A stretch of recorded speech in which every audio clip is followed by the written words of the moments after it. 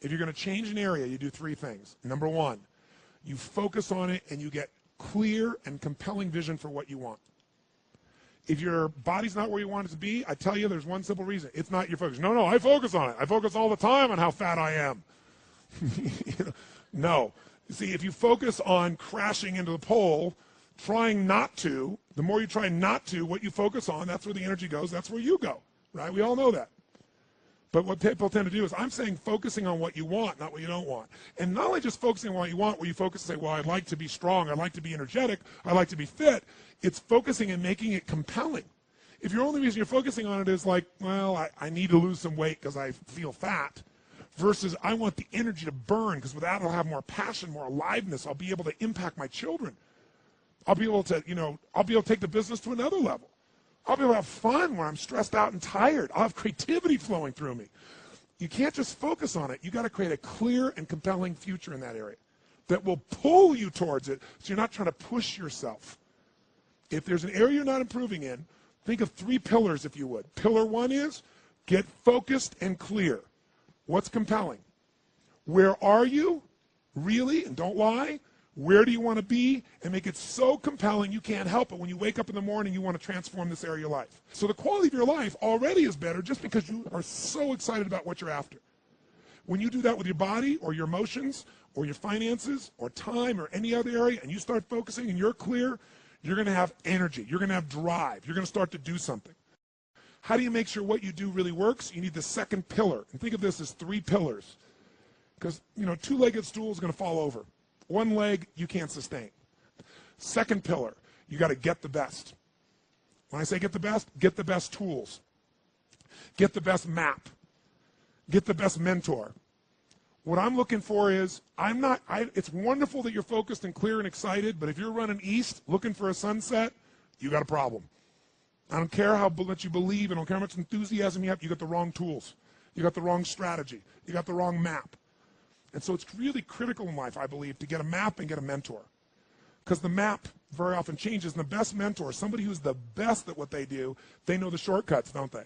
Or they know when the roads change. You don't get stuck hanging out, in the desert when you're trying to get to the ocean, metaphorically. So I've always focused on not just finding somebody good, but who's the best at it, who's got the best tools. Think of that first pillar as a target. You're crystal clear in the target.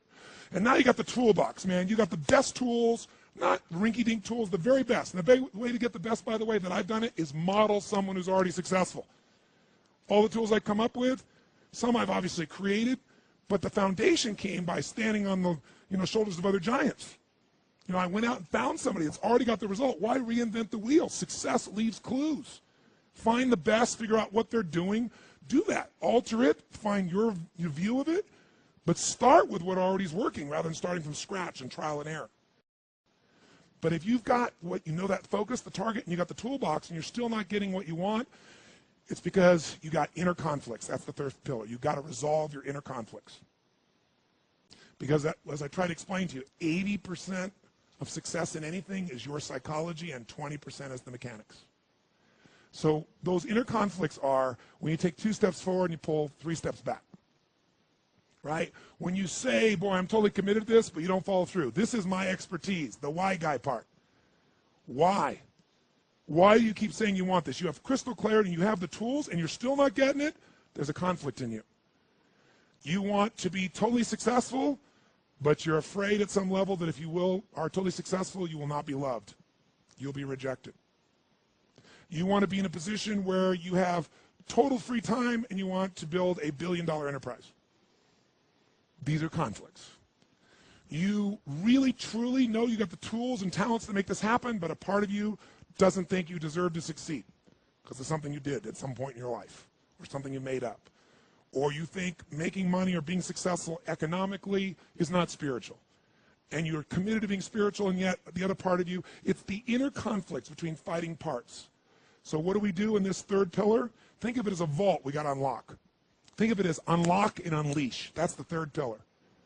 The way you unlock and unleash is you identify the conflicts. You get clear what they are. So you may have total clarity, even the tools, but how can you totally unleash and commit when you're being pulled in 2 different directions? You say, Tony, how do I solve that? There isn't one way. You've got to get clear about what's most important to you today, not what you think you should do based on an old blueprint, an old belief system, your parents, society, your friends. Otherwise, you'll succeed and not be fulfilled. So once you identify the conflicts, now what you got to do is align.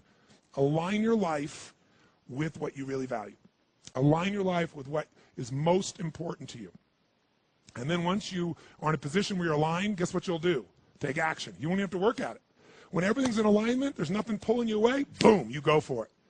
But when you say, I want a relationship, but at the same time, simultaneously, I want to be in a position where, I never have to, I only get what I want every moment, or I never have to commit to anything, then obviously you're never going to get there. That inner conflict must be resolved.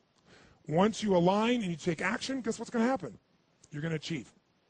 And once you achieve, you succeed. When you succeed, I'll tell you what you got to add to it. Celebrate, right? And then contribute. Pay it forward, if you will, as corny as that sounds. Remember the movie? Pay it forward. Don't pay it back. Take what you've got, what you've learned, and bring it to someone else. And if you bring it to someone else, it continues that cycle of fulfillment, of joy, of meaning in your life. Everything works.